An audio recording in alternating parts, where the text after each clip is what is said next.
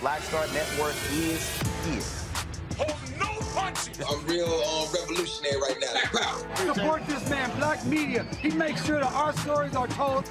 Thank you for being the voice of Black America, Roland. Stay black. I love y'all. All momentum we have now, we have to keep this going. The video looks phenomenal. See, there's a difference between Black Star Network and Black-owned media and something like CNN. You can't be Black-owned media and be scared. It's time to be smart. Bring your eyeballs home. You dig?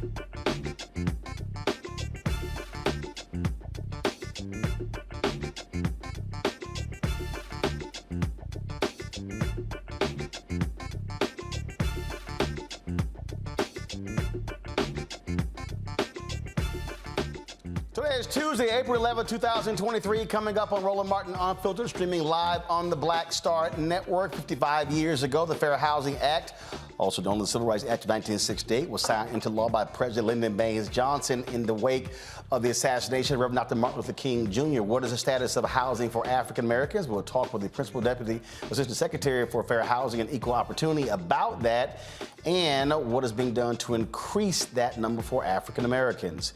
The drama continues in Tennessee as Representative Justin Jones is reseated.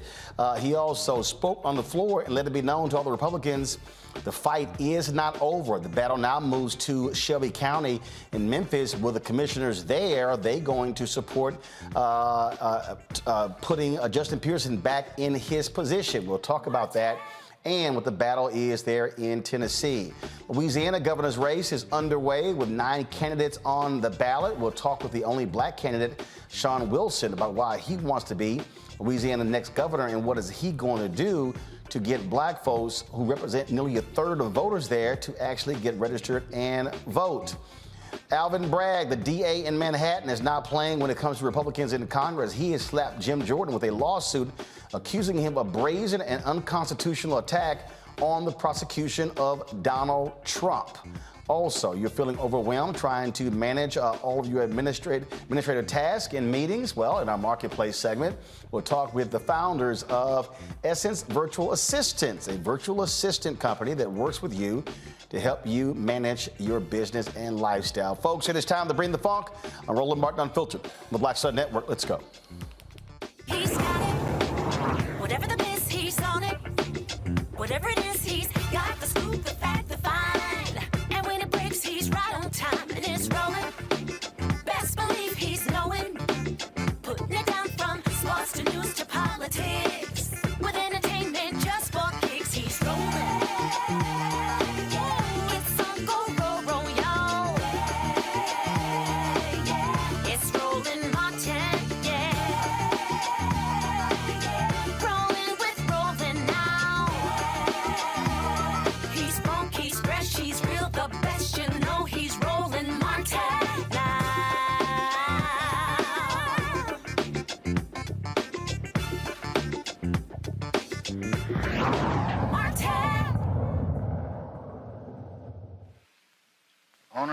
On an April afternoon in the year 1966, I asked a distinguished group of citizens that were interested in human rights to meet me in the cabinet room in the White House. In their presence that afternoon, I signed a message to the Congress. That message called for the enactment, and I quote, of the first effective federal law against discrimination in the sale and the rental of housing in the United States of America. Few in the nation, and the record will show that very few in that room that afternoon, believed that fair housing would in our time become the unchallenged law of this land. And indeed, this bill has had a long and stormy trip. We did not get it in 1966. We pled for it again in 1967, but the Congress took no action that year. We asked for it again this year, and now, at long last, this afternoon, its day has come. I do not exaggerate when I say that the proudest moments of my presidency have been times such as this, when I have signed into law the promises of a century. Now, many people may not realize, you heard President Johnson talk about the difficulties in 1966 and 67 and early 1968. The reality is that it was being filibustered by Republicans and Southern Democrats. That's right. You had many Republicans in the North and other parts, frankly, who did not want black folks living in their neighborhoods. April 4th, 1968, Dr. King was assassinated. The next day, President Johnson sends a letter to the House saying, pass this bill to honor the legacy that Dr. King gave his life for. before, and it was several days later when that bill was actually signed into law. You often have heard me say this on this show, that black success in America has always been paid as a result of black blood. That is the case with the Fair Housing Act. There's no doubt if Dr. King was not assassinated, Republicans and Democrats would have continued to filibuster this bill. So the question is, how has this actually changed housing in this country, and has it been for the better for African Americans? That is the issue that we're talking about on this 55th anniversary of the Fair Housing Act. Of course, it is designed to prohibit discrimination in housing and applies to renting or buying a home and getting a mortgage or seeking housing assistance. Again, only 45% of the population can afford a home these days. We've talked about the lack of homes being built in the last decade that continues in this decade as well. And so the problem continues. And so the role of the federal government is to, again, hopefully fix this problem. Demetria McCain is Principal Deputy Assistant Secretary for Fair Housing and Equal Opportunity. She joins me today in the studio. Glad to have you here. When we talk about, again, this history, for folks who really don't understand, and I'm always trying to remind people where we were. So I'm born November 14, 1968. So my parents married, my grandparents, so they were all alive. My parents still with us. They were impacted by the racist Jim Crow housing practices that actually the federal government had as a part of the law, the absolute discrimination against black folks. Yeah. I mean, you talk about racial covenants. Racial covenants still exist on some deeds in some homes, right? Racial covenants being that language that says, do not sell this home to anybody who's black. To anybody who's black, Negro, the word that was used back then. That certainly was the case. And in some places, like I said, that still is the case today. And so I think it's really poignant that you hit on the history of this, because that's super important. And when we say that it took the assassination of Dr. King to get this across the hurdle, we're talking about a Dr. King who responded to advocates who were on the ground, organizers in Chicago, moved his family with his wife and kids to Chicago to experience some of the things that they were experiencing with unfair housing in the Chicago area, and then took up the mantle to help push this while he was alive. And again, it didn't happen until years later. And so of course, we know that we have lots of laws that are on paper, but then we've got to make sure that they're realized and implemented. Now, let's be clear that a lot of people have had some gains since 1968, since the law passed, but today we still have continued work to do. Today, the wealth and homeownership gap for black and whites is wider than it was then before the act actually was passed. So there's plenty of work to do. That wealth gap right there is something that we're focusing on. We're making sure that this administration is keen on making sure that we close that wealth gap. Secretary Fudge wants to close that wealth gap. We're talking about fair lending issues. We're talking about home appraisal discrimination, which is huge right now, and it's a big problem.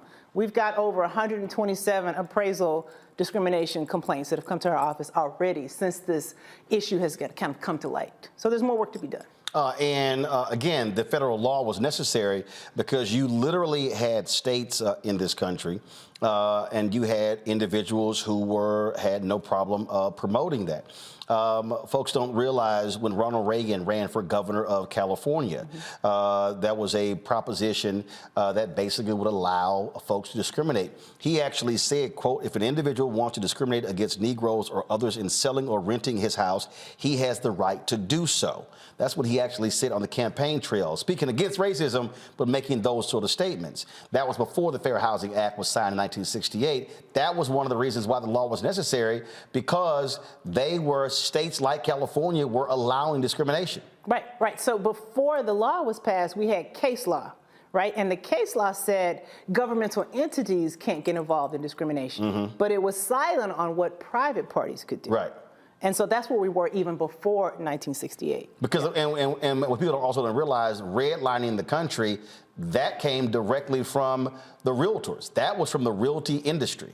Right, with sign-on by the federal government, the Homeowners Loan Corporation. So the federal government had a hand in that. And that's clear. This administration has made clear that government, federal, state, local government has had a hand in some of the discrimination that we've seen in the past. So we've got to fix it. Well, and you say it's the past, but we're still living Yes. with those decisions. Hold tight Yes. 1 second. Gotta go to break. We're gonna pick up on that when we come back, folks. We're talking about, again, the 55th anniversary of the Fair Housing Act. What does that mean today? And also, what is being done now to really help folks move forward when it comes to home ownership in this country?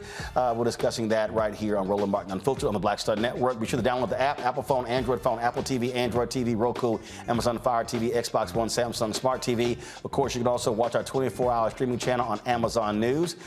Just simply go to Amazon News, go to Amazon Fire, click Amazon News. You can actually see the channel. Plus, if you have Alexa, just simply say, Alexa, play the Black Star Network. Then you can hear the audio from the show as well. We'll be right back. Hatred on the streets, a horrific scene, a white nationalist rally that descended into deadly violence. White people are losing their damn minds. As an angry pro-Trump mob storms the U.S. Capitol, we've seen shooting. We're about to see the rise of what I call white minority resistance. We have seen white folks in this country who simply cannot tolerate black folks voting. I think what we're seeing is the inevitable result of violent denial. This is part of American history. Every time that people of color have made progress, whether real or symbolic, there has been what Carol Anderson at Emory University calls white rage as a backlash. This is the rise of the Proud Boys and the Boogaloo Boys. America, there's going to be more of this. Here's all the Proud Boys, guys. This country is getting increasingly racist in its behaviors and its attitudes because of the fear of white people. The fear that they're taking our jobs, they're taking our resources, they're taking our women. This is white fear.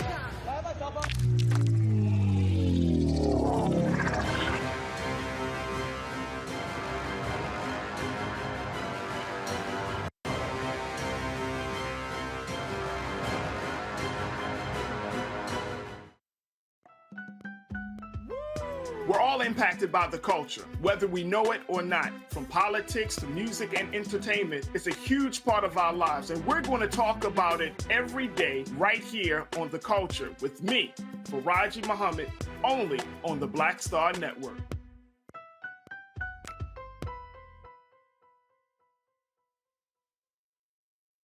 You want me to do something crazy, but I don't know what to do. I'd rather just sit here. Hi, this is Cheryl Lee Ralph, and you are watching Roland Martin, Unfiltered. I mean, could it be any other way? Really? It's Roland Martin.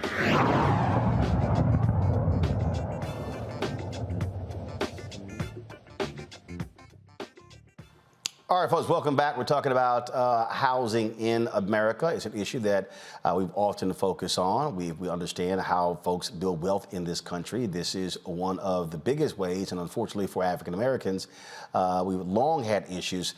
We're talking about this, of course, with the Principal Deputy Assistant Secretary in HUD, Demetria McCain. So where do we stand now in terms of, so what is the housing rate today for African Americans? The housing rate is not good. Not good. I'm not going to give you a percentage right now, but it's not good. It's worse than it was before 1968, if you're talking about home ownership. Right. So at one point it was around 41 or 42%. Actually went down to 40. On the Trump, went up some, that it fell back down. So are we under 45? Are we closer to 50? What's the number? We're about under 45. We're about under 45. What's the highest it has ever been? Have we ever exceeded 50%? I actually don't have that figure for you right now, but I don't believe we've ever exceeded 50%. It's not good at all. And so what is HUD doing today to change this? Well, from a fair housing perspective, we're going out, we're making sure that people understand that if they believe they've been discriminated against in the fair lending space, then we're open for business. We'll take those fair housing complaints. And when discriminated against, like what kind of stuff is still happening? I'm going to give you a perfect example. I myself, when I was a new homeowner, I got a check in the mail a couple of years after I bought my house. Didn't know what it was for. Turns out there was a case against the lender, right? And the lender had overcharged people of color. Now, how did I find out about that lender? It was advertised on Black radio from my hometown, and they were calling out for women to come and learn about home buying, and that's how I connected with that lender. And next thing I know, there was a settlement, there was a case, unbeknownst to me, there was a settlement, and I got a check in the mail. Because guess what? discrimination sometimes is covert and sometimes it's overt. Oh, I remember buying my first home. I remember the bank. So they actually wanted to see deposit slips for my wife and I because they didn't believe in the income. And I was like, first of all, I don't keep no damn deposit slips. And we both were like that ain't happening. Then they backed off of that. But we were like, who the hell shows deposit slips? It's like the number is the number. Right. And did they ask other buyers that question, right? So in my situation, I was overcharged. How am I supposed to know if I was overcharged? You know, if you're as a new homeowner, you're just signing a bunch of papers, right? I was overcharged. And like I said, the case settled based on discrimination against Black and brown people in the market where I was living. So when someone, what things should people be looking out for as they're going through this process where they can actually file a complaint? Well, I mean, it's the sniff test. Like you knew something was wrong. You had a sense that something was wrong. In that situation, it's worth, first of all, contacting a local Fair Housing Initiatives program. That's usually a nonprofit in a community that can help you with that type of situation. Are those nonprofits listed on HUD's site? Yes, how would someone know? absolutely. Just go to hud.gov/fairhousing, and then you can look up our Fair Housing Initiative programs. They're not in every city in America, but they're in most major cities. So if it's not in your city, then what do you do? Well, you can just call our office and try to file a complaint, and we'll try to help sniff it out. But those FIP programs, and we provide a lot of money to those FIP programs to help people in the communities. What they can do, sometimes some of their methods include testing, right? Sending a paired test, for instance, undercover shoppers, so to say, to see if people are treated the same or differently. And they have other methods as well. But those people who are on the ground who can really help you, like I said, you can always call our office. Sometimes if you contact our office, we'll connect you with your local FAP. Here's a lot of acronyms. That stands for Fair Housing Assistance Program. Fair Housing Assistance Program is local or state government that have entered into a contract with us to try to handle some of these cases and investigations. And so those are around the country as well. Y'all also work hand in hand with the Department of Justice. We've seen some of their most recent announcements targeting folks who've been involved in discrimination in housing. Yeah, so both Department of Justice and our office both have jurisdiction under the Fair Housing Act to investigate fair housing cases. So either one is fine. Either one is fine. And sometimes we do have to go in together on certain types of unique type of issues. Is there a particular part of the country where y'all are seeing this is more persistent and pervasive? Well, I tell you, I'll put it this way. We have 10 regions around the country. Our regions with the heaviest number of complaints tend to be Region 4, which is the South, right? The Atlanta, Floridas, those types of areas. Region 6, too, gets a lot of traffic. What states are those? Texas, Louisiana. Honestly, these are places that you might guess, right? And so those offices tend to be our heaviest office where we get the heaviest amount of complaints. For instance, in fiscal year 21, we took about just over 11,000 complaints from around the country, right? Most of those complaints that come in are based on disability, but the second most those are based on race. And intersectionality is real. Sometimes some of these complaints come in based on race, national origin, disability, more than one of the 7 protected classes. And for folks who don't know, those 7 classes are? 7 classes are race, color, national origin, religion, sex, which includes gender identity and sexual orientation, familial status. What does that mean? Fancy way of saying, are there kids in the home, or is somebody pregnant, or is somebody about to adopt, right? And disability. So those are the 7 protected classes under the Fair Housing Act. And like I said, intersectionality is real. You can be discriminated against on more than one of those protected classes. Okay, all right. Again, if people want more information, where do they go? They go to hud.gov/fair housing. And to check out all the things we got going on for Fair Housing Month, hud.gov/F as in Frank HM for Fair Housing Month. All right. We invite you. All right, Dimitri, we appreciate it. Thanks a lot. Thank you. All right, folks, we'll be back on Roland Martin Unfiltered on the Black Star Network. Be sure you want to support us, join our Bring the Funk fan club. You can do so by, of course, checking money orders, P.O. Box 57196, Washington, D.C., 20037-0196, Cash App, $RM Unfiltered, PayPal, R Martin Unfiltered, Venmo is RM Unfiltered, Zelle, Roland at RolandSMartin.com, Roland at RolandMartinUnfiltered.com. And be sure to get a copy of my book, White Fear, How the Browning of America is Making White Folks Lose Their Minds, available at bookstores all across the country, Amazon, Barnes & Noble, Target, Books A Million. Also, you can download a copy on Audible as well. And be sure to, of course, download our app where you can see all of our programs, this show, plus Deborah Owens' show, Jackie Hood Martin, Stephanie Humphrey, Faraji Muhammad, Greg Carr, as well as Rolling with Roland. Don't forget our Melba Moore interview, one-on-one, drops tomorrow at 11 a.m. Eastern on the Black Star Network. So be sure to check it out. I'll be back in a moment. I lost my daughter. I didn't know where she was. So I had to figure out how to survive, how to eat, how to live. I don't want to go into the details because she's here, first of all. She may not want me telling that story. But possession of her, the family broke down, fell apart. I was homeless. I had to figure out, I didn't have a manager or an agent or anybody anymore, and I'm the talent. So I got to figure out how to be the agent. I had to figure out, how does business work?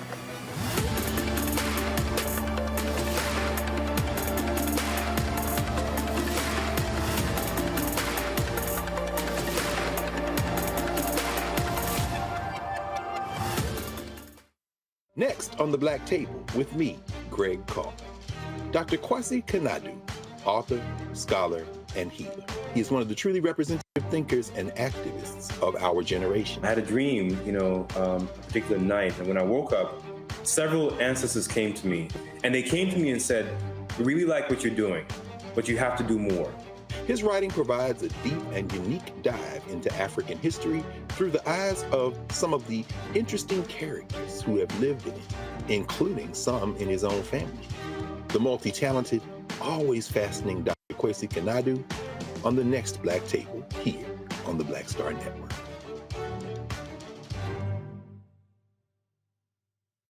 Hey, what's up, everybody? It's Godfrey, the funniest dude on the planet. Hi, I'm Israel Houghton. Apparently, the other message I did was not fun enough. So this is fun. You are watching Roland Martin, my man, Unfiltered.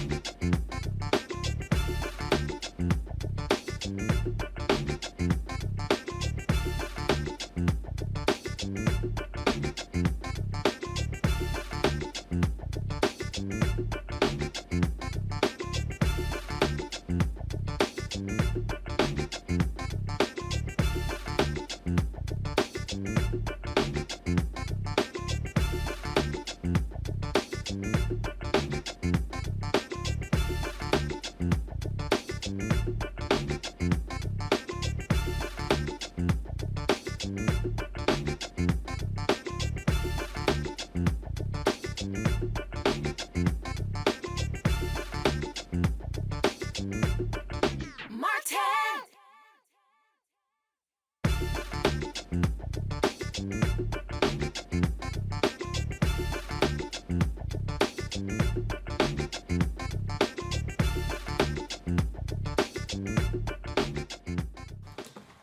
right, folks, we're always telling you about the importance of voting in this country. Voting matters in every single political race that exists.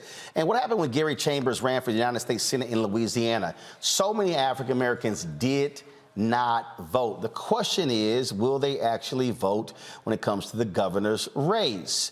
There are 9 candidates who are seeking the Democratic nomination. John Bel Edwards cannot run again for governor. And so these are the 9 candidates. One of them joins us right now, Shawn Wilson. He is seeking that office. Shawn, glad to have you on Roland Martin Unfiltered. Thank you, Roland. Happy to be with you, and thank you for all that you've done in our country to keep information out and available to folks, particularly those of us who have HBCU backgrounds. I know that's an issue important to you. It's an issue important to me. As a graduate of Southern University, the only HBCU system in the country, I'm excited to be with you and stand here as a candidate for governor in the great state of Louisiana. You got 8 other people who are running for the nomination. The primary, what is October 14th? That's correct. And it's so I'm a few months away. And sorry, I'm quick on my front. So it's, you guys have a jungle primary, correct? Yeah, it's a little different here. We have what's called the jungle primary, and it's really designed for the top 2 vote getters, regardless of party, to advance to a runoff. And we feel very confident that we'll be in a runoff. I think the numbers are in our favor. I think the field is set to really repeat what happened with John Bell in 2015 when he was elected governor and appointed me secretary in 2015 and assumed that role in 2016. And that is having a large Republican field, notwithstanding that I think I'm the best qualified, but having a large Republican field with a very narrow, ideally 1 Democrat in the race. You're looking at him, Shawn Wilson, and looking forward to making it to that runoff and then really pointing out the stark differences between myself and whoever the leading Republican candidate will be. So again, it was weird. So you have this primary October 14th, but then when's the general? The general is about a month later, about 5 weeks exactly. And believe it or not, here in Louisiana, you can't raise a dime for the re-election or for the runoff until you're actually in the runoff. Now, the funds that we raise in the first part of this race, we don't have to spend it all. And naturally, we're going to be responsible and spend dollars appropriately. But then you have to raise money in that week. In that first 1 or 2 weeks in order to be on television, to build your campaign and to get out the vote like you need to mobilize enough voters to win the election. So let's talk specifically about Black voters. I remember when Gary was running, and I mean, the early voting numbers were absolutely abysmal. And we're talking about, hundreds of thousands of African Americans in Louisiana, and I keep saying on this show, if Black people voted our numbers, if we literally voted of the eligible number of African Americans who can vote, if we voted at 65–70% of that number, we can sweep elections. Yeah, no, you're absolutely right. And it's a travesty that we choose not to vote collectively as a group of people. I think we have to be practical and realize that on large elections like gubernatorial elections and presidential elections, there's a large amount of money that's spent on these races to actually mobilize voters, to educate voters, to get voters signed up and registered to vote. And then you have to touch them over and over and over again to make sure that they are mobilized and are thoughtful about wanting to get out and cast their ballots at a time when you have early voting opportunities and voting day opportunities, and so much on the line, because this election is really bigger than just one small issue. This is about health care. It's about crime. It's about education. It's about our future as a state. And so if African Americans who typically need the services of government much greater than perhaps our lighter-skinned brothers and sisters, we have to mobilize ourselves and get out to vote. And what we saw in the Chambers election, it was an off election because it was a Senate election, and it was wasn't as large as what we're going to see for the governor's election. And so much like in 2015 and much like in 2019, we're going to need a large voter turnout in New Orleans, in Baton Rouge, in Shreveport, but in every one of the 64 parishes here, we have to be competitive. And that is the effort that we're doing in my campaign, is to make sure that no community is untouched, that we mobilize any and every voter that we can to vote in favor of Shawn Wilson for governor. For folks who don't understand that, like you have a Republican legislature, but you have a Democratic governor. You also had 2 Democrats who flipped to Republican side in the last Very recently. In Kentucky, same thing. Republicans control the legislature, but there's a Democratic governor, and so you do have a model there. When it comes to that model. Look, there's a percentage of the white vote that you got to get. There's a percentage of the black vote that you got to get. And so as you're looking at trying to win, becoming one of those top 2 spots in October, what does the math look like? And are third-party groups out there? Are people organizing and mobilizing, on the ground now and not waiting until September to get people going for October? Yeah, so Roland, our math is simple. We have to have a very energized African-American voter turnout, no doubt about it. We also have to get 2.5 to 3 out of 10 white voters to vote for us, regardless of party. And when you look at my career, when you look at what I've done and how I've served as secretary for the last 7+ years, we've worked in a community across the aisle. We've worked in urban areas and in rural areas, and we're known to be bridge builders. That is the theme of our campaign, is that we're going to build bridges, not burn them. And as a result of that, what we're looking to do is to reach out to those communities that we've touched to say, hey, here's a candidate that you know who has been very balanced, has been very fair, but is very capable and competent in doing the job of governor. It's not someone that's going to be an extreme candidate on either end of the spectrum. We're going to do what's in Louisiana's best interest. And I think given the opportunity to have a choice between someone who's got a PhD in public policy and someone else who's going to have issues that are really not Louisiana issues, I think the vast majority of our voters will fall in the right category of voting with us. But you are dealing with MAGA Republicans. You're dealing with people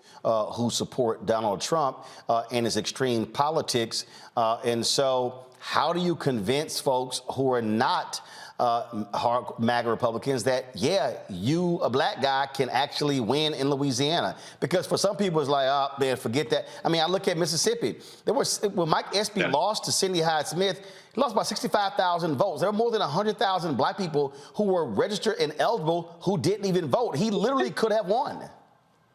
I call it the sting of apathy, Roland, because it is a stinging situation when you see how close it was and that people just chose to stay home and not actually go out and vote. I think for those individuals who are going to classify themselves as MAGA Republicans, I don't have the pipe dream that we're going to convert all of them. But when you look at that population, a lot of them look at federal government and what's happening nationally a lot differently than what you do here. And I realize that the Republican Party is going to have a solid 25 to 30% of what that vote is. But that's still leaving us 25 to 30% of votes to compete for. That's still leaving a large swath of Democratic voters out there and independent voters. And our polling data shows when you look at qualifications, when you look at competence, and you look at the ability to run an effective campaign that can be well financed, we can be competitive. It's not lost on me that we've only elected 3 African-American governors here in the country. Governor Wilder did it, Governor Patrick did it, and most recently my frat brother Wes Moore did it in Maryland. There's no reason why Louisiana cannot be the 4th state in our nation's history in over 150 years to elect an African-American governor. But that's not why I'm running for governor. I don't want to be the first African-American. I want to be the best governor that Louisiana's ever had. I want to be the governor that takes care of crime, the governor that builds an education system, creates jobs, and builds infrastructure, one that makes sure that people are healthy. And so that kind of message, I think, is going to appeal to moderates, it's going to appeal to independents, and it's certainly going to appeal to Democrats who know what that is like to have those resources and not lose them. Let's not forget that the expansion of Medicaid here in Louisiana that's provided insurance and health care for over 500,000 people will expire 2 months after the next governor takes office. I'm the only candidate that's committed to ensuring that that stays there. That's huge for us because we can't create jobs. We can't transform our economy into an energy economy, a clean energy economy, if we don't have people who are healthy. We can't expect you to learn if you're not well. So that is a fundamental right that you deserve. And I'm the only candidate that's talking about maintaining that and building on that to go forward in Louisiana. And so I think that kind of message appeals to voters here in Louisiana, Republican, Independent, and of course, Democrats. Hold tight 1 second, going to a break. We have a few more questions to ask. Shawn Wilson, running for governor there in Louisiana. My panel, we got some questions for you as well. Folks, you're watching Roland Martin Unfiltered on the Black Star Network. YouTube, hit that like button, folks. We should easily be over 1,000 likes. Love to see y'all commenting on our OTT app as well. We'll be right back on the Black Star Network. We feel the hidden impacts of climate change that land harder in Black, brown, and Native communities. Not many people talk about it because they clearly don't know our lives. But with President Biden's landmark infrastructure and climate plans, our issues are finally seen. Removing lead pipes means we know our water is safe. Cutting carbon pollution helps our kids breathe easier. 1.5 million new jobs means stable work in communities. The impact we need. Right now. On the next Get Wealthy with me, Deborah Owens, America's Wealth Coach, have you ever had that $1 million idea and wondered how you could make it a reality? On the next Get Wealthy, you're going to meet Liska Askalise, the inventress, someone who made her own idea a reality and now is showing others how they can do it too. Positive, focusing in on the thing that you want to do, writing it down, and not speaking to naysayers or anybody about your product until you've taken some steps to at least execute. Liska Askalise on the next Get Wealthy, right here, only on Black Star Network.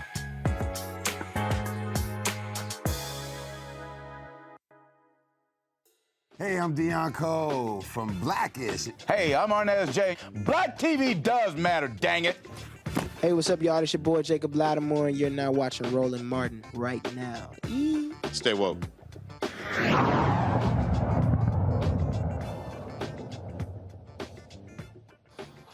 All right, folks, we're talking with Dr. Shawn Wilson. He is running for governor of Louisiana. The primary is October 14th. All right, questions from our panel. And so, Shawn, you lucked up because there are two other alphas on the show. So let's see, Mustafa Santiago Ali, you get the first question.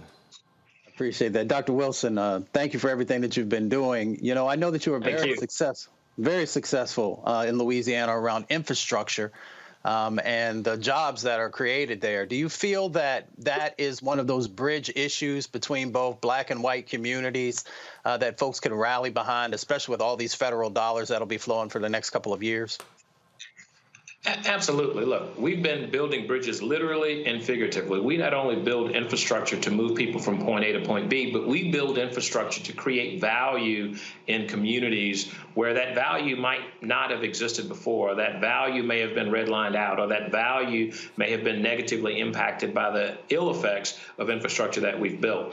We've been successful at building projects that we've promised communities for 30 plus years, and we've done it in a way that's been sensitive to the environment, sensitive to not only the natural environment, but the built environment as well. And we've done it in a way, believe it or not, to actually create business opportunities. One of the things I'm most proud of as secretary is when I started at the department, we had an 8.3% DBE goal. And I used to call that a disadvantaged business enterprise. I call it now a diverse business enterprise because none of those businesses are really disadvantaged. But we grew that number from 8.4 up to 16% right now as we speak. And last year, we actually exceeded our goal of 15.8. Those are businesses that are growing and creating payroll in the communities where our infrastructure exists. And not only that, we grew the number of minority-owned businesses that are participating. But guess what? When I became secretary, our executive budget was $1.4, $1.5 billion. It's over $3.2 billion as of my retirement date of March 6th. So I'm excited about what we've done.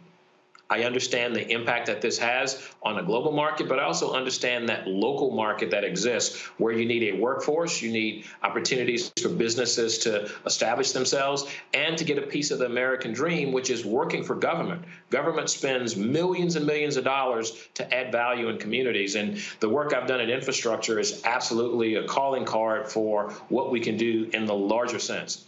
And figuratively speaking, the work we do in infrastructure creates jobs that are long-term. We're not building projects that last for 10 or 15 years. We're building communities that are going to be here for the next 50 to 75 years and doing it with quality, doing it with class, and doing it with innovation. And I am most proud of that fact. And then the last thing I'll tell you is I'd be remiss if I didn't talk about the safety implications of the projects that we've built. We know that Black and brown communities have a higher percentage of the deaths that we see on our highway systems. Last year alone, we had over 46,000 individuals killed on the roadways. Here in Louisiana, that number is significantly higher than it's ever been over the last 20 years. And guess what? The majority of those folks are people of color, depending on their socioeconomic status as a result of not wearing a seatbelt, drugs or alcohol, or distracted driving. And so building infrastructure that is safe, that adds value to a community is really what we have to do, because that is what businesses are looking for to be able to take care of their families and their employees to get them to and from work and back home safely. Dr. Larry Walker, another Alpha brother, you're next with a question. Yeah, thanks, Roland. Dr. Wilson, I want to talk about, you highlighted your experience as Secretary of Transportation. Can you talk about, as you share that experience with voters, how are you selling you already have an executive leadership experience, how are you selling that and talking about why you should be governor? Great question, brother. I will tell you this. I tell people, when I was appointed secretary, I was not an engineer. My background is urban and regional planning. I've got a master's in public administration and a PhD in public policy. I was one of the younger secretaries in the country. And at the time when I was appointed, I was the only African-American secretary in the entire country of any state department of transportation. Fast forward to me becoming the president of AASHTO, the American Association of State Highway Transportation Officials, the first African-American in the 108-year history of AASHTO, which is our national association. There are now 6 secretaries at the end of my retirement of departments of transportation. And so I tell people my experience in government is really leading at a time when our state was hurting. We had an administration that had spent an inordinate amount of money, not necessarily on infrastructure and investing in systems, but we gave money back to people, and we put ourselves in a very difficult position.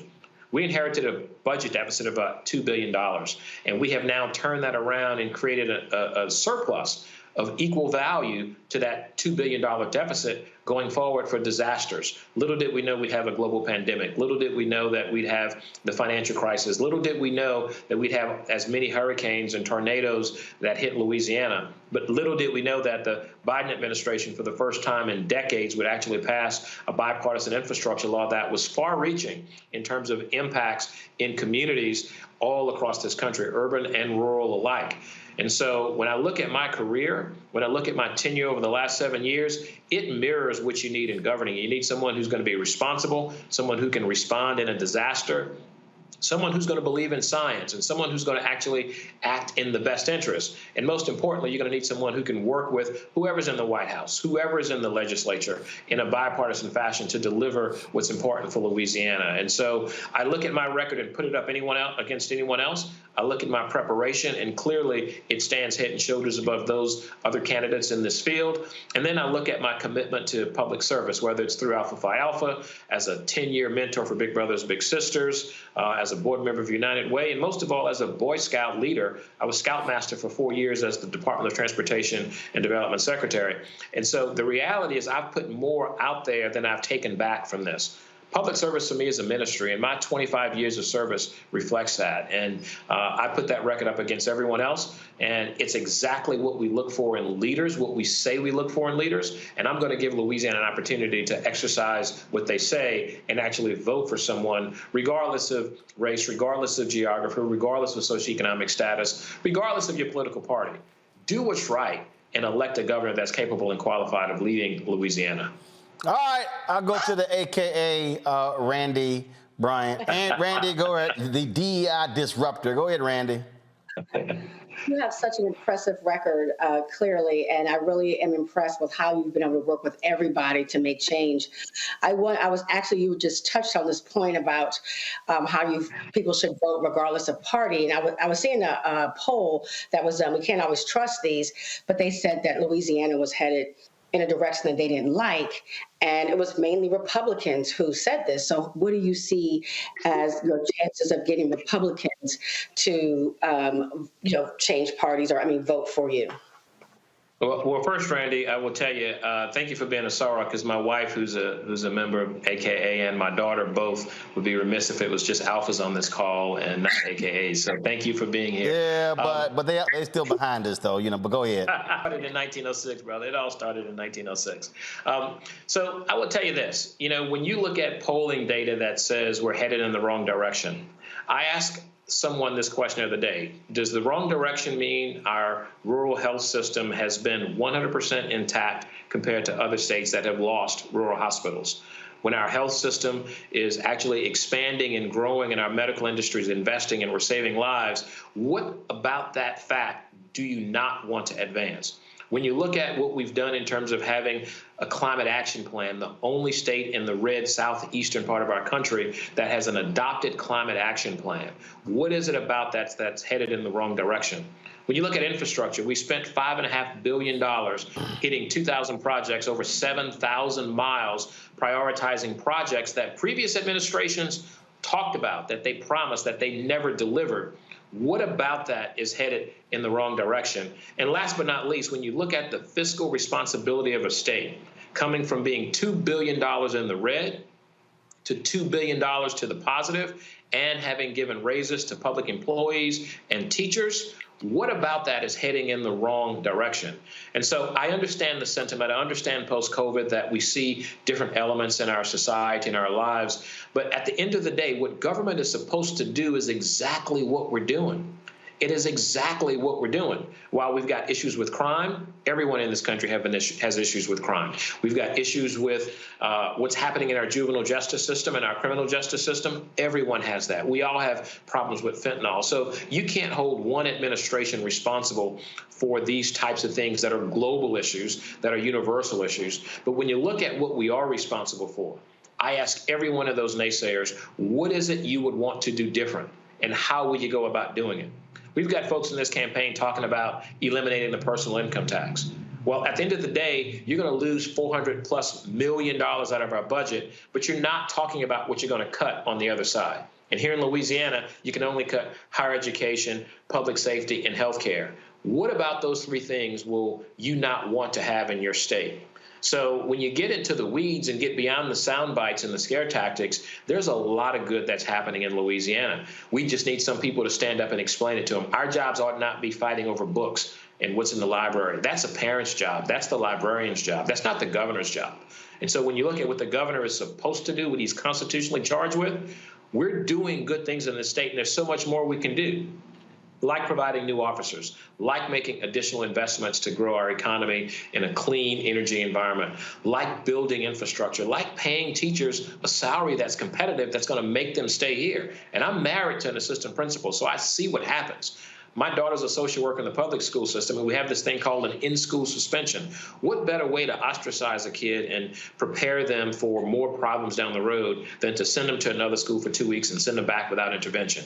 There's so much more that we could be doing in the state of Louisiana, but all is not lost on where we've been and what the government's responsibilities are. All right, then. Where can folks go to get more information on you and your campaign? Well, you can go to wilsonforla.com. That's WILSONFORLA.com. We're on all social media platforms, social media, Facebook, Instagram, Twitter. Please talk to us, connect with us. Most importantly, contribute to our campaign. We've got individuals in this campaign right now that are having millions of dollars thrown at them by dark money, people we don't know, and they're going to control government if they're elected. We need folks to stand up and speak out for what is right in Louisiana and make that investment. As I said before, it's happened with Governor Wilder, it's happened with Governor Patrick, it's happened with Governor Moore, and with your help, it can happen with Governor Wilson as well. So I look forward to staying engaged with you and listening to your show and understanding these issues from our perspective of being a Louisianian, but an African American and someone committed to making a difference here in our country. And I look forward to what I can do for Louisiana, but I can't do it alone. And it's everybody's responsibility, as we've seen in Tennessee, to stand up and speak up for what's right when it's time to do so. And this is a time to do it in a proactive way to prevent us from having to see these situations occur over and over again in our country. All right, Shawn Wilson, we appreciate it. Look forward to having you back on the show. Good luck. All right, thank you, brother. Appreciate it. Thank you all to your panelists. All right, thanks a bunch, 06. Take care. All right, folks, when we come back on Roland Martin Unfiltered, drama in Tennessee. Representative Justin Jones, he gets his seat back, and he let him know when he walked back on the floor, y'all ain't stopped the brother from being a brother. We'll show you what took place there in Tennessee. You're watching Roland Martin Unfiltered right here on the Black Star Network. Don't forget, support us in what we do. Download the app, Apple phone, Android phone, Apple TV, Android TV, Roku, Amazon Fire TV, Xbox One, Samsung Smart TV. Join our Bring the Funk fan club. Send check and money orders. P.O. Box 57196, Washington, D.C. 20037-0196. Cash App, $RM Unfiltered. PayPal, R Martin Unfiltered. Venmo is RM Unfiltered. Zelle, Roland at RolandSMartin.com. Roland at RolandMartinUnfiltered.com. We'll be right back. When you talk about blackness and what happens in black culture, we're about covering these things that matter to us, speaking to our issues and concerns. This is a genuine people-powered movement. There's a lot of stuff that we're not getting. You get it, and you spread the word. We wish to plead our own cause. Too long have others spoken for us. We cannot tell our own story if we can't pay for it. This is about covering us. Invest in black-owned media. Your dollars matter. We don't have to keep asking them to cover our stuff. So please support us in what we do, folks.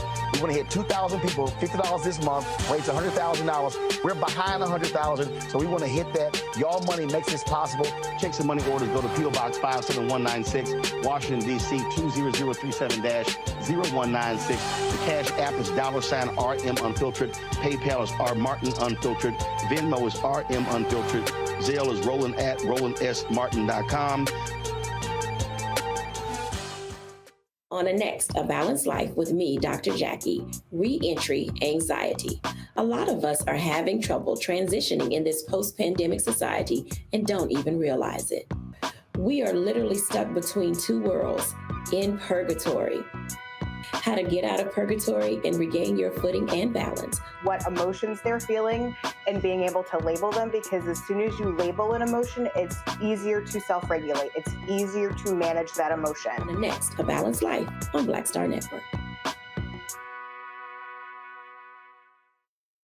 Hey, yo, Peace World, what's going on? It's the Love King of R&B, Raheem Devon. Hey, I'm Cupid, the maker of the Cupid Shuffle and the Wham Dance. What's going on? This is Tobias Trevelyan.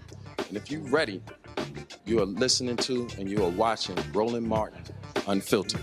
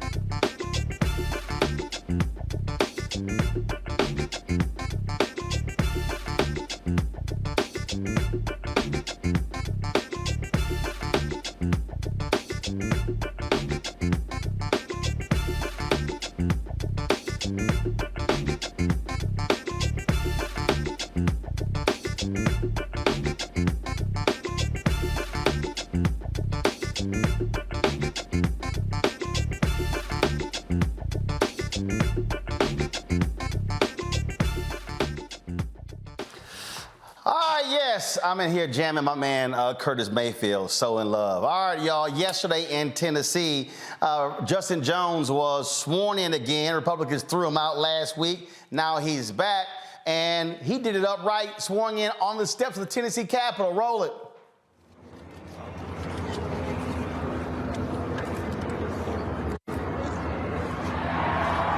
Sworn in, surrounded by all sorts of people there. If the Republicans thought that they were going to sit here and get some brownie points, nah, all you did is wake up a sleeping giant. And then Roland, when he walked onto the floor, walked in like a bruh with Representative Gloria Johnson. That's right. Fists in the air, all the mad-ass, sourpuss, conservative white Republicans sitting there, all in their feelings, as he let them know, what's up, bitches, I'm back. That's pretty much what he said right there. So that's what he said.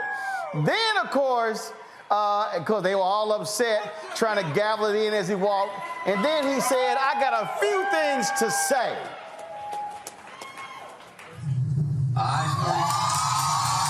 That's the vote in Nashville. No, I need to.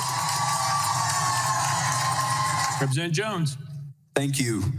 Mr. Speaker, I want to welcome the people back to the people's house.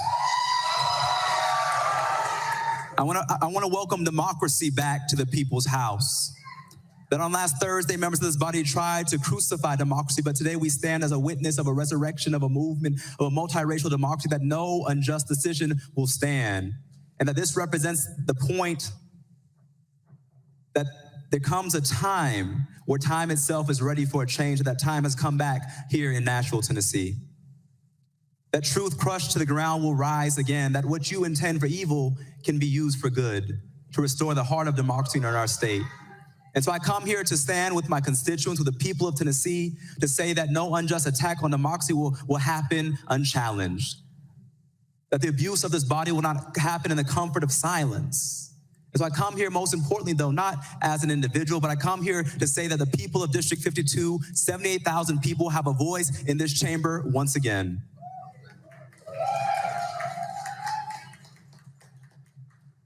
I'm hopeful for the days ahead for Tennessee, not because of the actions of this body, but because of the actions of the people out there and the thousands gathered outside this chamber right now who are calling for something better, who responded to your attacks on democracy with an attack of a mass movement for social justice and racial justice and economic justice to restore the heart of our state. And so I want to thank you all, not for what you did, but for awakening the people of this state, particularly the young people. Thank you for reminding us that the struggle for justice is fought and won in every generation. And so the people of Tennessee, I stand with you. We will continue to be your voice here, and no expulsion, no attempt to silence us will stop us, but it will only galvanize and strengthen our movement. And we continue to show up in the people's house. Power to the people. That little pimp stroll right there, fist held up, like, yo, what's up? See, that's how you walk back on the floor, Randy. You come in, and then with the power fist, letting all of them know, yeah, I'm back, you punk asses. Absolutely. That's how you're supposed to do it. See, Larry, they thought they were gonna sit here and, oh, we better kick him out. We'll never see him again. He's like, nah, all y'all did was kick me out for 3 days. I'm back. He's back and strong. Yeah, so basically it reminds me of that lyric, close your mouth because you played yourself. So the Republicans thought that they were going to, expel him and never hear from him again. But as he talked about the power of this multiracial coalition and people realizing that democracy is under attack, not only in Tennessee, back where I'm in Florida and the other places, that these challenges that Republicans are continuously doing to erode democracy. I want to give him a lot of credit because it takes a lot of skill. Roland, I know there's been around a lot of politicians. It takes a lot of skill to face those kind of challenges, be steadfast, and then deliver the knockout punch like Mike Tyson back in the day. So kudos to him, and kudos to the folks who continue to push the Republicans and other legislators in Tennessee to do the right thing. See, Mustafa, here's the crazy thing. What they did was they made them stronger. Mm-hmm. Without a doubt. They thought they broke us, but they woke us, as the words of the song go. You know, it's interesting. I've been all over the country over the last week, you know, from North Carolina to California. Young people are talking about what happened there in Tennessee. They're excited about getting engaged in the process and pushing for change and standing in solidarity. So Republicans, you know, they played their hand, but they didn't really understand the cards that were going to play out on the table. And now we're going to see a lot more people who are getting engaged in the civic process and who are going to demand change. And that's what it's all about. You know, sometimes you need a spark to get people going again. This is another one of those important sparks in our history that allow us to move forward and make real change happen.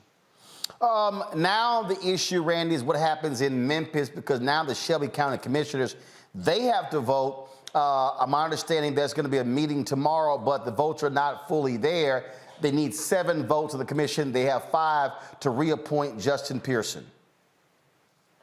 They will. They'll have no choice. They will. And that is the beauty about how active we have become. This is a digital world. So when people try to silence us and move in the dark and do things that only hurt our people and hurt democracy as a whole, we learn about it. And so the entire country now is looking. And so it would be very difficult for them to get away with not allowing him back in. Very difficult. And can I just say, I could watch that clip over and over again like it's a movie, just how courageous this young man is, and the faces on these representatives. They won't even look at the brother. They won't even look at him. They are so disgusted, which, you know, I get a little bit of pleasure out of their disgust. It makes me kind of happy to see how unhappy they are. Oh, absolutely, absolutely. But I will say, Larry, look, Memphis is not a lock. Because one of the things that you have going on there, as we said with Tammy Sawyer last week, you got the mayor who is saying that Republicans in the legislature may not fund this expansion of FedEx Arena. They're talking about $350 million. And so this is how petty these folks are. But I'm going to tell you right now, the Shelby County Commissioners will look like some damn fools if they choose not to reappoint Justin Pearson. Yeah, you know, the Republicans stay mad when they lose. Just take the L and keep it moving. And it's also, Roland, we talk about, you know, the idea of Republicans being and believing in terms of, you know, allegedly in economic development, the party of business, corporate America, and the idea that you won't provide this money to renovate. It all it does is not only hurts the region there, but hurts the entire state. So it doesn't make any sense after you took the L to then try to turn around and, like I said, you know, threaten. And we know a lot of these conversations, backdoor conversations, and threatening and saying that if he's reappointed, then we won't provide you with the necessary funding. But once again, it's silly, because all it does is hurt the state of Tennessee, hurt corporations, and also small businesses. So they can't talk about, well, we believe in small businesses and, you know, stimulating the economy when you won't provide the necessary money for the renovation. So let's hope that they realize that, once again, they took the L and they should just keep moving on. But stop. I mean, here's this. Reverend Barber said something yesterday that's critically important, and that is folk have to understand that this thing is bigger than Justin Jones and Justin Pearson. He said 75% of the Republicans who ran unopposed. And this really has to be a rallying moment, an opportunity to build infrastructure there in Tennessee. You are guaranteed to lose if you never have folk who are running. And so they have to also change that. And so I hope when Reverend Barber goes in on Monday with Moral Mondays, I really hope folks are focused on the importance of building coalitions when it comes to what happens next. Without a doubt, building coalitions, making sure that we have talented candidates, supporting those candidates is going to be critical, because you have got to compete for all of these offices on the local level, the county level, and on the state level. And that's what they're afraid of, is that folks are going to get motivated to show up at the polls, but also to begin to look critically at these positions and to fill these positions so that it erodes their power and privilege. So we're going to make sure that the individuals have an opportunity to fully compete and have the resources that they need. And I know there's a lot of us who are willing to give our dollars and our time to make that become a reality. Folks, don't forget Monday, Reverend Barber, Repairs of the Breach, and other clergy will be in Nashville for Moral Monday. They will be there, folks. Again, more information, go to www.reachrepairs.org. And so we will be live streaming with them on Monday. We'll be having it right here on the Black Star Network, keeping you abreast. So remember, this thing is bigger than just what is taking place. It is bolder as well. All right, y'all, when we come back, I want to talk about what Republicans are doing, how they are trying to go after black men using hip-hop artists. I'm explaining to you what the right-wing website Rumble, what they announced today, but I'm going to explain to you what the real strategy is. And brothers, the right is targeting you. I'll explain next on Roland Martin Unfiltered on the Black Star Network.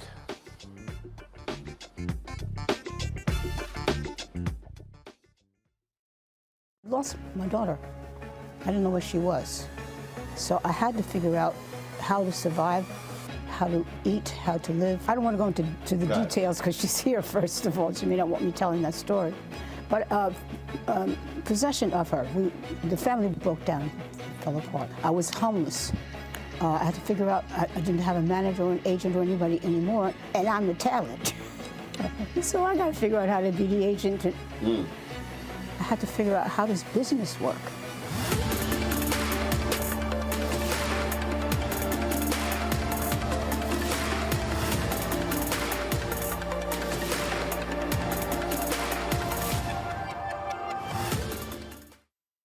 On the next, A Balanced Life with me, Dr. Jackie. It's spring, hallelujah. But hold on, it's not all fun and games.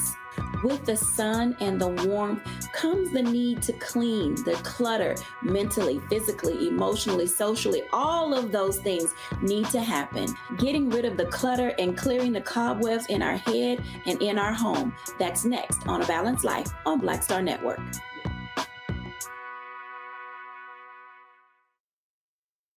Hi, this is Cheryl Lee Ralph. Hello, everyone. It's Kiara Sheard. Hey, I'm Taj. I'm Coco. And I'm Lily. And we're SWB. What's up, y'all? It's Ryan Destiny, and you're watching Roland Martin Unfiltered.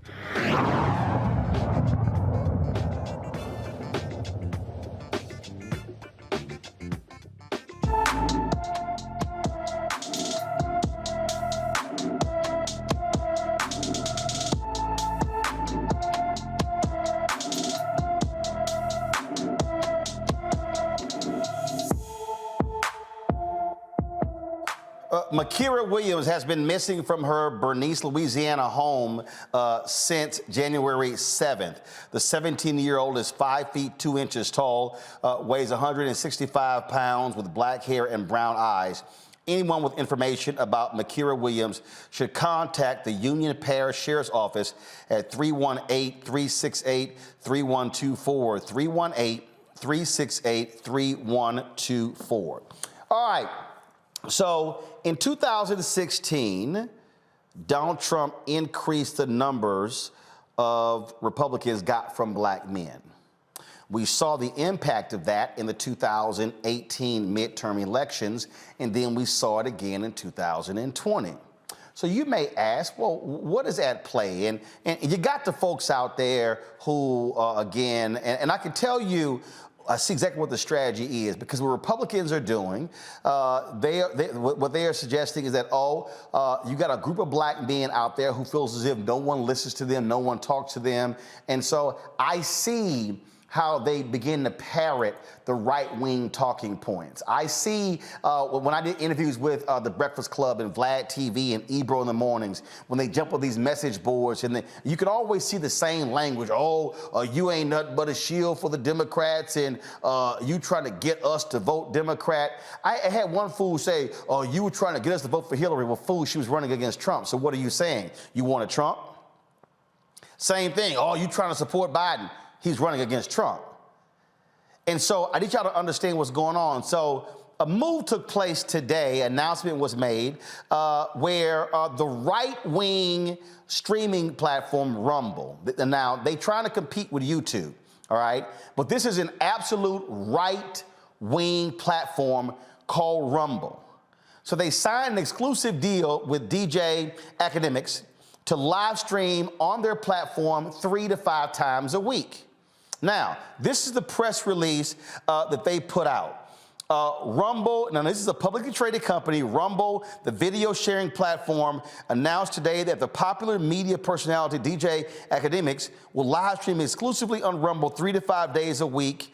Known for his authentic voice, DJ Academics is a powerful culture entertainment influencer with 5.2 million Instagram followers and 2.76 million YouTube subscribers. The Jamaican-American podcaster will cover the latest news in hip-hop music along with a satirical take on top headlines. Now, he says, I look forward to being one of the first to bring music and cultural conversations to a platform like Rumble. There have been many bad decisions at larger platforms where they haven't put creators first and they are disconnected to the community. I feel now is an inflection point for streaming platforms. I couldn't be more excited to lead this effort on a platform that puts creators first. But here's the question, do they put black people first? Now, I'm trying to explain to you, and I want y'all to be very clear, the Republican strategy and is to how can they appeal to black men, and they are specifically trying to target them. Hey, pull up the photo from the UFC fight this weekend. Oh, you had this photo of Joe Rogan and Trump with Mike Tyson in the photo. Yep, that was this weekend. I want y'all to understand what's going on here. I need y'all to understand. The Republican Party knows black women hate them more than anybody else. There's no group that hates Republicans more than black women. But the Republicans are specifically going after certain black men. Now look, they could try to play this, Rumble, no, we're trying to be legitimate. And see, let me tell you how they try to play it with me. So you know I got my podcast on iHeart's platform. Well, I was asked, because they have to ask me, will I do certain readings? Because I ain't just reading anybody's stuff. So I've turned down other advertisers. Rumble wanted to run an ad on my podcast. Hell fucking no. Let me say it again.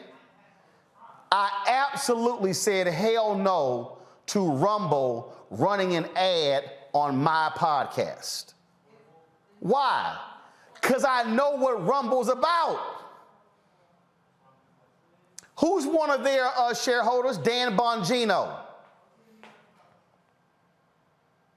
Y'all pull up who Dan Bongino is. Dan Bongino, former Secret Service agent, right-wing hack on Fox News, right-wing hack on the radio. That's who Dan Bongino is. Y'all need to understand what's going on here. And so Rumble, by signing DJ Academics, they're throwing the money at them. But understand what they're trying to do. Be aware of the content on Rumble. So they would love for the black men and the other folks who listen to DJ Academics to come on over to Rumble and support their platform, but Rumble ain't down with black people. Rumble is a right-wing platform. It is a MAGA platform. That's what it is. And that's what it was created for.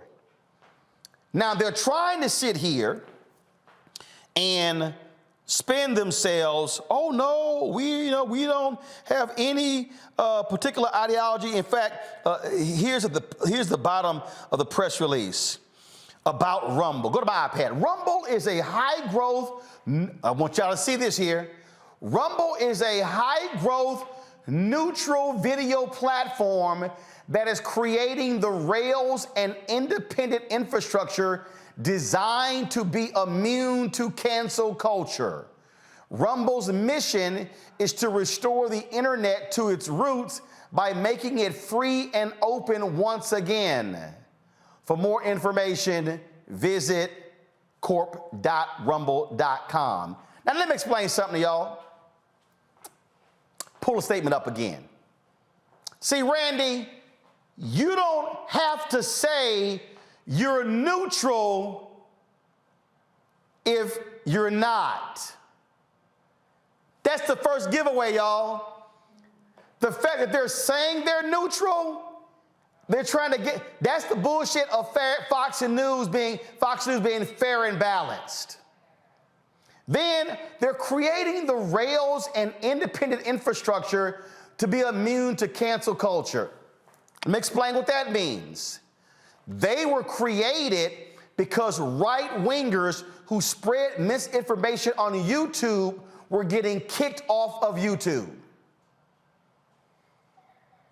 Do y'all see the game plan? Randy, game recognized game, and we see exactly what they are doing.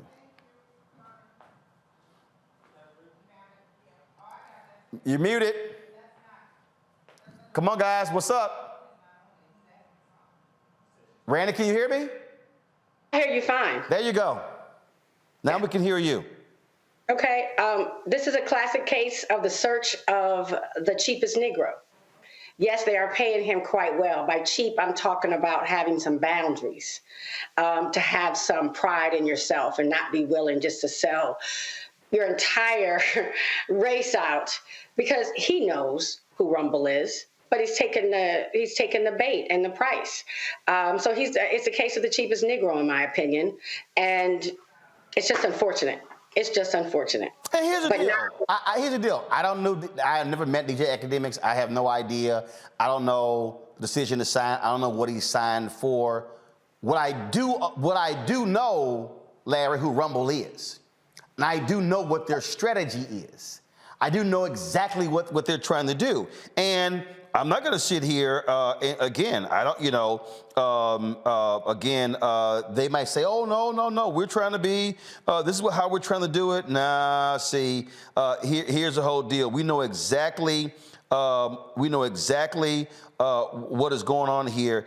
And I need y'all to understand, okay, this is from Pew. See, y'all, this is from Pew, December 21st, 2022. Key facts about Rumble.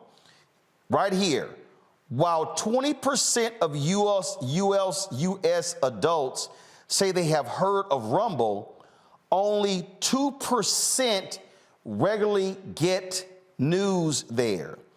Overall, just 6% of Americans regularly get news from at least one of the 7 sites studied, and no single site is used for news by more than 2% of U.S.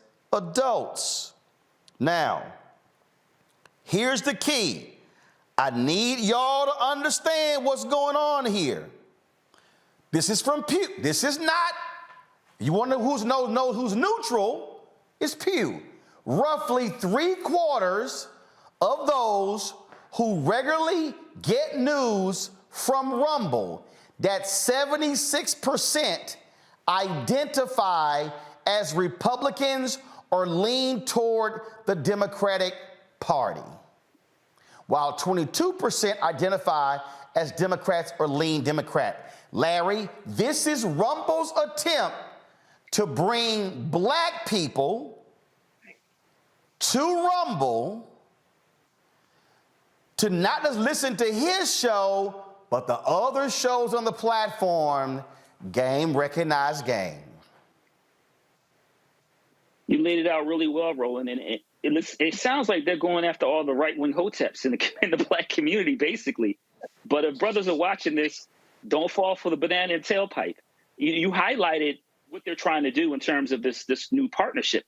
And like you said, I'm quite sure he got paid handsomely, but no money is worth selling out the community.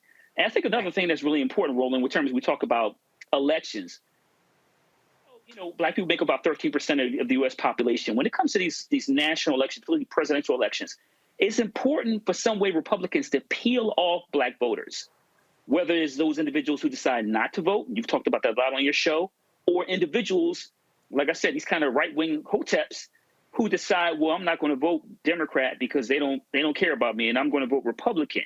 And so what that is, it makes it easier in some of these swing states to win. So once again, I need brothers who are watching this, and then you laid it out perfectly. You need to talk to black men in barbershops, mosques, churches, etc., playing ball, whatever you're doing in the gym, to tell them don't fall for this.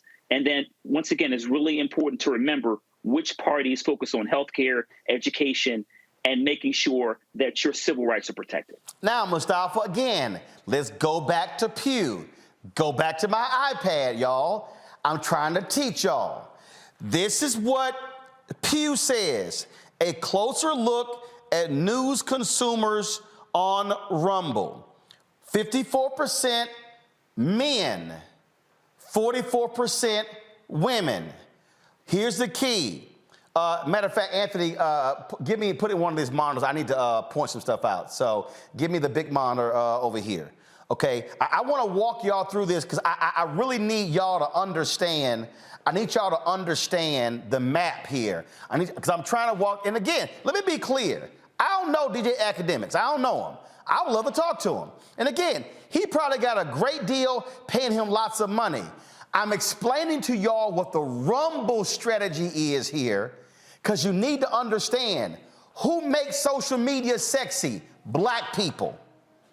I told y'all, black people, by our usage of Clubhouse caused Clubhouse's market cap. They went from launch to a $4 billion valuation in 9 months. Black people, we make social media sexy. So here's the deal right here. This is Pew, okay? A closer look, news consumers. What I tell you, 54% men on Rumble, 44% women. Get news from more established social media sites. 48 men, 51 women. They're targeting men. Now, let's go up here. Rumble, look at the numbers here. Ages 18-29, zoom in, 18-29, 17, 30-49, 32, 50-64, 31, 65 plus, 20. That means that Rumble attracts 51% of their people are 50 plus. 51%. Throw in 30-49. That's 83%. Why are they paying DJ Academics? Right there. 17. They want him to get that number up. Who follows him? Black people, especially black men. Oh, boom. Let's go to education. High school or less, 45. Some college, 31. College plus, 23. Other sites, let's go on over here. What do these numbers show you? Right here. High school, 38. Some college, 32. College plus, 30. What does that tell you? Rumble appears to largely white people, white Republicans, high school or less. I need y'all to see, y'all don't get, when you're watching these announcements, you need to understand what you're watching. Now, let me go to the big number as to why Rumble signed DJ Academics. Right here. Boom. 67% of Rumble's users are white. 5%, Mustafa, are black. 23% are Hispanic. 1% is Asian.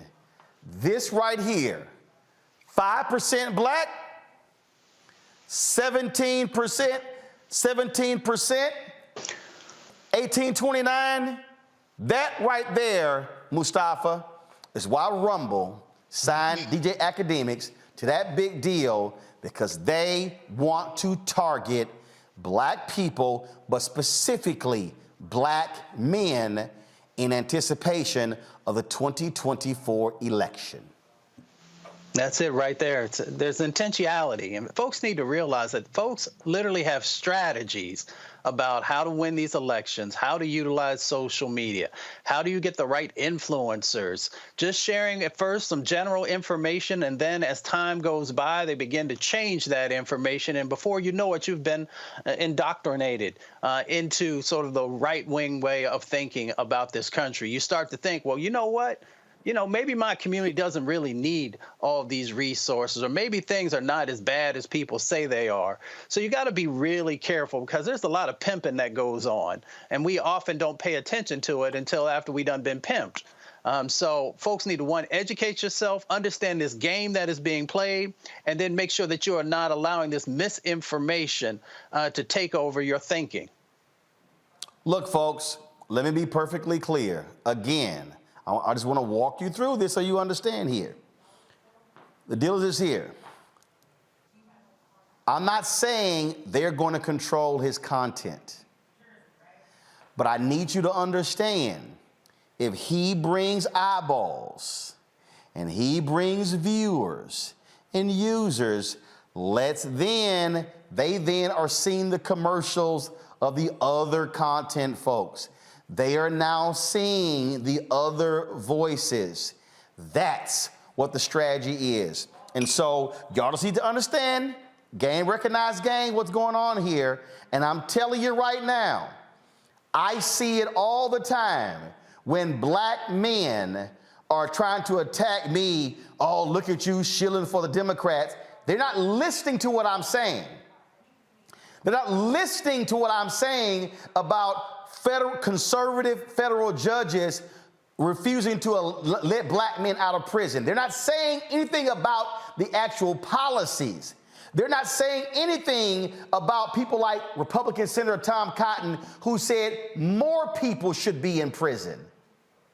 Y'all better recognize how they're trying, the Republican Party, their plan is to try to peel off more black men in the next election.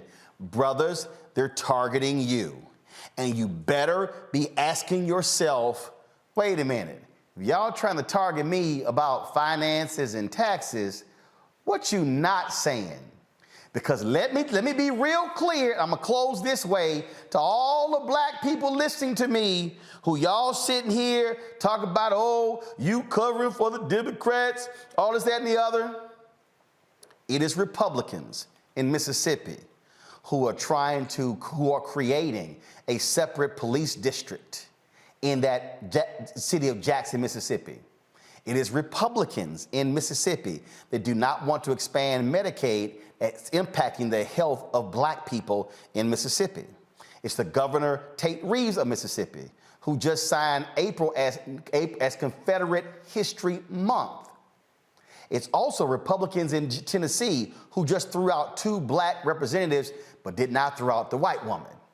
It's Republicans in Georgia who changed the laws to shut down ballot boxes and other early voting locations. It's Republicans in Texas who are trying to close voting locations on college campuses. It's Republicans in Texas who want to keep Prairie View A&M students from not voting in Waller County. It's Republicans in Texas who are sitting here changing the laws when it comes to services for women for reproductive rights. It's Republicans in Florida, like Ron DeSantis, who are attacking AP African-American curriculum courses, who are attacking diversity, equity, inclusion. And what is now happening? The state auditor in Mississippi now wants to know how much money is being spent on DEI at all public universities. It is Republicans in Tennessee who are trying to fire the Board of Trustees for Tennessee State University, and they want to get rid of all the leadership there at Tennessee State. So for all you brothers out there who keep telling me, oh, I'm a Democratic shield, well, what the hell do y'all care about? Because I can show you how Republicans don't give a damn about brothers. But go right ahead and keep playing games. and let them maintain power and control.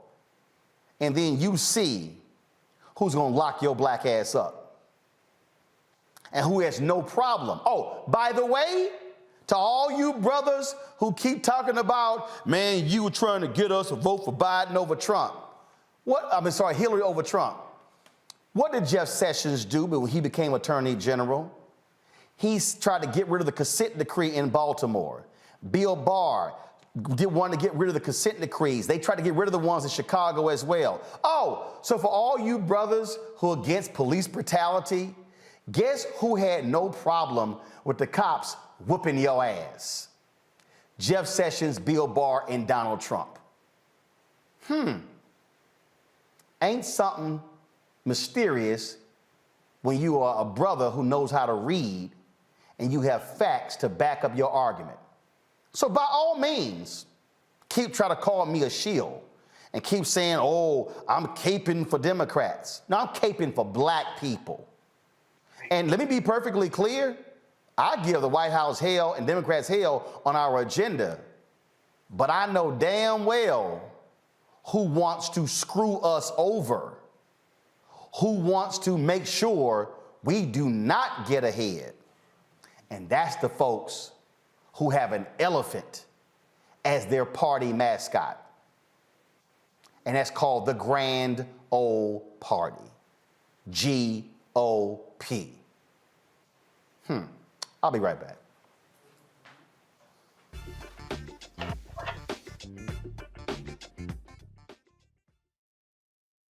We feel the hidden impacts of climate change that land harder in Black, brown, and Native communities.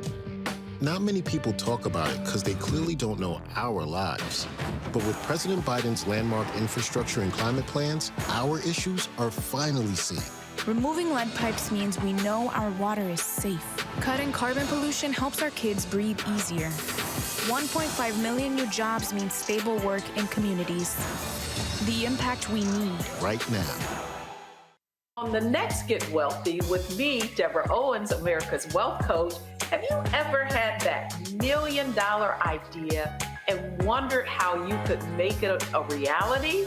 On the next Get Wealthy, you're going to meet Liska Askalise, the inventress, someone who made her own idea a reality and now is showing others how they can do it too. Positive, focusing in on the thing that you want to do, writing it down, and not speaking to naysayers or anybody about your product until you've taken some steps to at least execute. Liska Askalise on the next Get Wealthy, right here, only on Black Star Network.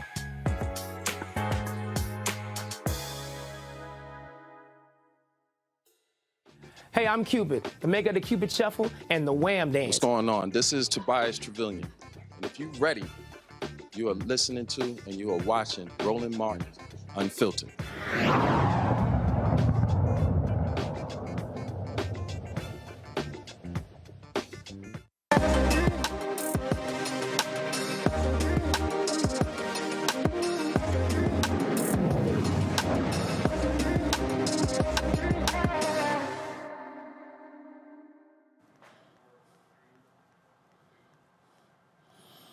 All right, folks, so you know what? You can't do everything by yourself. You actually need assistance to do things. And in this day and age, people looking at cost to actually hire somebody. So what about the idea of a virtual assistant? Well, our next guest, they created a company called Essence Virtual Assistants. It's a Black-owned virtual administrative support service designed to help small businesses. Co-founders of Essence Virtual Assistants, Dr. Star Barrett, her daughter Essence Moore, and they join us right now from Atlanta. Glad to have you on the show. So where did this idea originate from?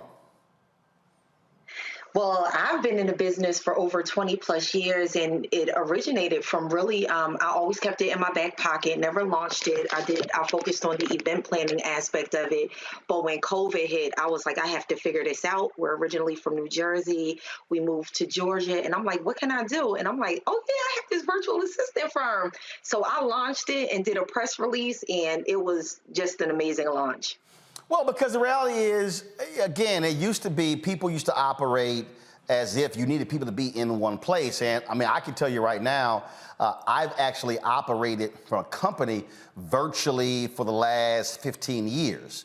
So I've had my assistant in Chicago or in Texas.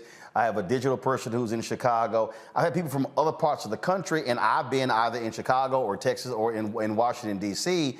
And so it's not that hard. So we don't live in a world where you physically have to see the person every day. Right. It's definitely a display of the new generation and getting with the times and finding a new way to help people and to be an asset to people's lives. I think a lot of people weren't we all caught off guard by 2020, but it also unlocked a door on a positive note to so many opportunities and a new world of the digital era and how this can actually be a helpful thing to multiple families and business owners and entrepreneurs.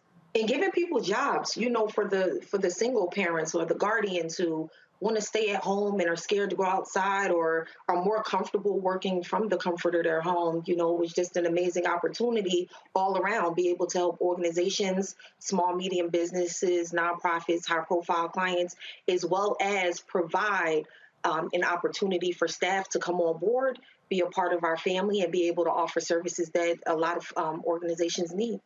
Well, but technology has also played a huge role in this as well. And so the ability to have virtual calls, whether it's Zoom or Microsoft Teams or Google Meetup or whatever. So there's so many different things that that used to require someone being there in person. Hey, fax this. Well, none of these things are happening now. And so it has changed the game in terms of how people are able to work, and where you don't even require the same amount of space as you used to. Right. Right. And it helps organizations also save on their overhead as well, because you have folks that are working from home, as you stated, and they're in the comfortability of their own house. Right. So they have all the equipment that they need, the laptop, the computers, the printers, the phones. You're saving on overheads. You don't have to pay for, you know, actual brick and mortar insurance and things to that nature. So it's a win-win. How has the business grown in terms of, you know, and how does it actually work? Are you placing folks, or do you hire the assistants and then you firm them out? How does that actually work? So we have independent contractors that will submit their resume via our website, and we'll filter through them. We'll have them, of course, do an assessment to see how they score in different categories, and then we'll have an interview. Of course, we'll sometimes do background checks, and then if we feel like they're a great fit for the very essence of virtual assistants, we'll bring them on board. You definitely have to be qualified. If you're not qualified, we're about to drop a course to get you qualified, right? Virtual assistant extraordinaire, because we just want to help people. We're in the helping business. Questions from the panel. Randy, you first. Have either of you worked as virtual assistants yourselves? I know you said it was an idea in your back pocket, but have you actually done this yourself? Yes, I currently work as a virtual assistant myself as the CEO of the organization. It's important for me to stay in the know. I want to know what's new, what's old, what's happening, what's going on. I want to stay on top of my skill sets as well. And then we have things that'll come in, and I'll give them to my daughter to do. So she works in as well. For an example, some of the things that she's done has been like typing up Airbnb things, spreadsheets, things to that nature. So we both work in the business as well as on the business. I feel like this is definitely an interesting translation of my journey in terms of what I've done in the past and to be a part of this business and what it means now. Growing up, I always grew up with an entrepreneur right in front of me, a divine display of what it looks like to own your own business. So I feel like I was always assisting my mom. She has a event planning business as well. So I would attend these events and help run the snow cone machine, the cotton candy machine. And this is just another aspect, another way to not only help her, but to help others. And now it's all virtual, it's all digital. So again, referring and fueling back into this new age and this new generation of technology and what it can provide for us. And so she could learn. Cost? I want her to be able to learn as many skill sets as she can. What's the cost? So this provides that for her. What's the cost? Oh, the cost varies. So it could start anywhere from about $15 an hour to about $75, $100 an hour or more, depending on the level of support. Virtual assistants, of course, you have beginner, intermediate, as well as expert level, depending on our clients' needs. So the cost varies, but we try to be as affordable as possible. And then we also try to hire here in the USA. Mustafa? Yeah, well, first of all, congratulations. My question is, what does growth look like for your business? Will it be new areas that you'll be focusing on? Will folks be more well-versed on technology? What does growth look like? Growth for me looks like just bringing people on that may be smarter than me in certain aspects of the business.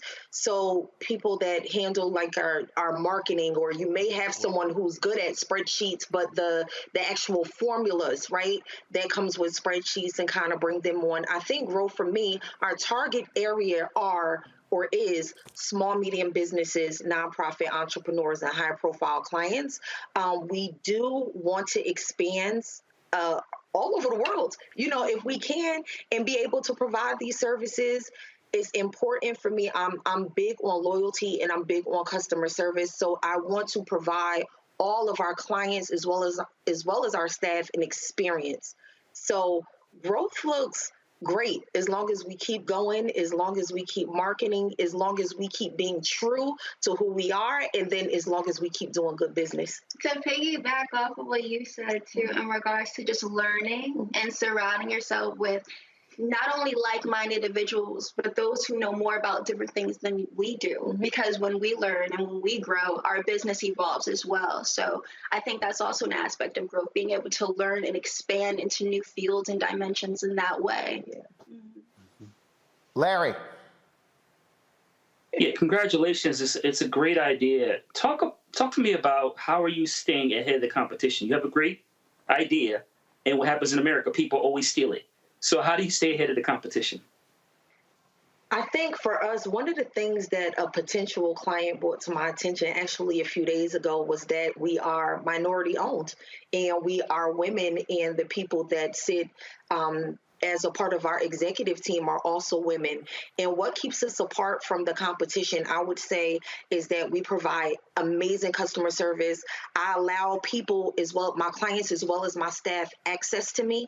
I don't sit in office with my door closed. If you have a question, you need to call me, email me, feel free to do so. I'm open. If I'm unavailable, I'll get back to you. I run a business that I want to kind of flow and just be family oriented. And I want people happy. Like, I want my staff happy. I want our clients happy. And I think that's kind of what sets us apart. And my daughter is my homie. She's my business partner. So, she's 20 years old. So here we are, building this brand, this empire to help impact and grow other businesses. So I think just consider us your organic team. I feel like the personal relationships we create with our clients also sets us apart. There have been so many times I've come into the room, I'll catch my mom on a call, and it's a business call, but upon first glance and my first impression of the conversation, she's not only providing business advice, but life advice from her experience as an entrepreneur, the things and the knowledge she's learned and acquired over the years. So I think it's really creating relationships with people and networking with people from entirely different backgrounds and just different places of life. So. And always being a student and teacher. Yeah. I learn from my staff as well. Sometimes they'll be like, Dr. Starr, instead of doing it this way, may I suggest we do it this way? And I'm like, that's really awesome. Like, teach me that. So, yeah, just learning. And they invite you on trips. Yeah, they do. They do invite you. They sure do. Absolutely. Yeah. All right, then. Okay. Where people get more information? They could go to www.essence, ESSYNCE, virtualassistants.com. Visit our website. Of course, we're on Facebook at Essence Empire. We are on Instagram as Essence Virtual Assistants, and we're also on Twitter as Essence Empire. All right, then. All right. We certainly appreciate it. Thanks a lot. Good luck. Thank you for having us. We appreciate your time. I appreciate it. Thanks a bunch. All right, y'all. So have you seen this story out of Georgia? There's this white man in his business. He's teaching athletes speed and agility drills. 96% of his clients are African American.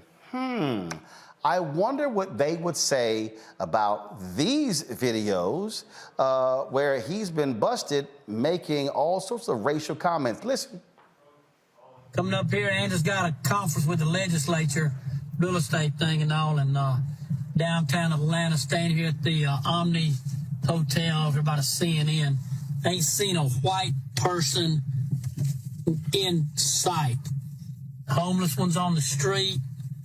Every restaurant looking in here is black. Every car beside them is black. But they can have Atlanta. It used to be a fun place to come to up here. They can have this place right here and stuff. There ain't no way. Ain't no way. Just need to, there's your, yeah, well, it was just a sign up there. It had Obama and all them on there and stuff, man. So, yeah, that's all that's up here. That's all that's up here, man. And stuff is just crap. Yeah. Yeah, you and Borf need to come up here and go hunting. Yeah. And stuff, man. Ain't nothing here, dog. Ain't nothing but blacks up here. That's all it is. Atlanta's done gone down, man. Just gone. Bro, look at this nigga trying to pull out in front of me right here. Look at this nigga trying to pull out in front of me right here. Hey, did you see that tree right there? Yeah. Did you see that tree right there? Roe will hang you from that tree. Yeah. Look what you got me. $129. Look at that. Nice. Look at this nice jacket. Laid out here on the bed for me. Nice. Columbia. Yeah. Columbia, yeah. Yeah. So, got the Glock by the bed. Yeah, let me go. Room service. I need y'all niggas to bring me some chicken wings, 2 hoes, a red bone and a white girl. Yeah, I want the white girl. Roe gonna try the red bone. No, Borf ain't coming. Yeah, he was here and everything. He make them leave. He make the red bone leave. Yeah, he don't do that. Everything. So I tried that one time at the house. Yeah, just Roe. Yeah, he probably do it, and he probably gonna throw her out. We on the 14th floor. He probably throw her out the window when he done with her. Yeah, cheap rate. Atlanta, Nigger Town. This is the same Mark Taylor, y'all. It has been confirmed as he is the owner of Speed Edge Sports, former defensive back at the University of Georgia. In fact, this is his Twitter page right here, y'all. Go to my iPad, you see it right here, and boom, his photo right here is one of the players. It's in NFL. I hope he loses every single client and all his business, Randy. Everything. I want him to lose everything. He is just openly racist. And what concerns me is how he has impacted really all the black children and men with whom he's worked. And we know we're going to get a statement of how much he loves black people and how many of them that he's worked. But you can't tell me when you see someone with this much hatred that little things that he would say little things that would affect these young men. There's just no way. Larry, he's been voted the Georgia High School Coach of the Year for track 6 years in a row and makes a lot of money from black folk. Sure does, but you know what? With these videos, we see you now.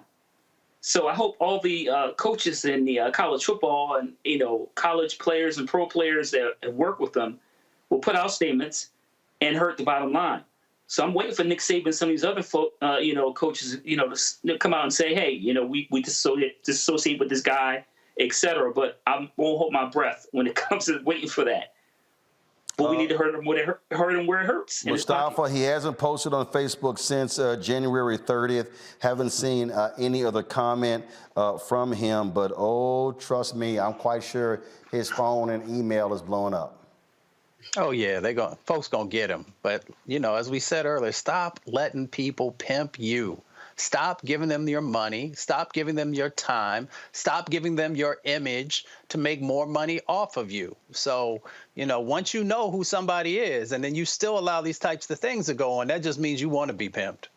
So to all the black coaches in Georgia, that's a new business you can probably be starting. If you have one, you probably will be getting some new clients real soon. Now that these videos are going out about Mark Taylor. Can't wait to hear him give us a groveling apology. Randy, Larry, Mustafa, I appreciate it. Thanks a bunch, folks. I'll see y'all tomorrow right here on Roland Martin Unfiltered on the Black Star Network. Y'all know how we do it. Keep it real, keep it black and unfiltered. Holla! Folks, Black Star Network is here. Hold no punches. I'm real revolutionary right now. Support this man, Black Media. He makes sure that our stories are told. Thank you for being the voice of Black America, Roland. Stay black. I love y'all. All momentum we have now, we have to keep this going. The video looks phenomenal. See, there's a difference between Black Star Network and black-owned media and something like CNN. You can't be black-owned media and be scared. It's time to be smart. Bring your eyeballs home. You dig? Pull up a chair. Take your seat. The Black Tape with me, Dr. Greg Carr, here on the Black Star Network. Every week, we'll take a deeper dive into the world we're living in. Join the conversation only on the Black Star Network. Hi, I'm Dr. Jackie Hood-Martin, and I have a question for you. Ever feel as if your life is teetering and the weight and pressure of the world is consistently on your shoulders? Well, let me tell you, living a balanced life isn't easy. Join me each Tuesday on Black Star Network for A Balanced Life with Dr. Jackie. We're all impacted by the culture, whether we know it or not. From politics to music and entertainment, it's a huge part of our lives, and we're going to talk about it every day right here on The Culture with me, Faraji Muhammad, only on the Black Star Network. I'm Deborah Owens, America's Wealth Coach, and my new show, Get Wealthy, focuses on the things that your financial advisor and bank isn't telling you, but you absolutely need to know. So watch Get Wealthy on the Black Star Network.